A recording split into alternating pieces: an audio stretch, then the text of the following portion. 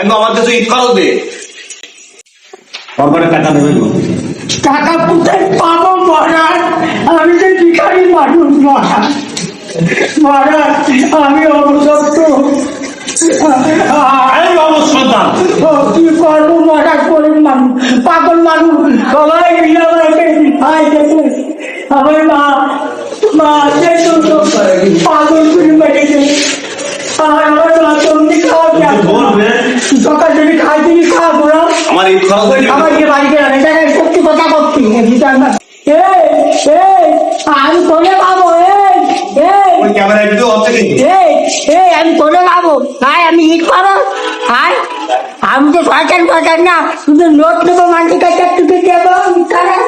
এরকম কিছু ঈদ খরচ দেবে তাহলে আমি নষ্টই যাবে না।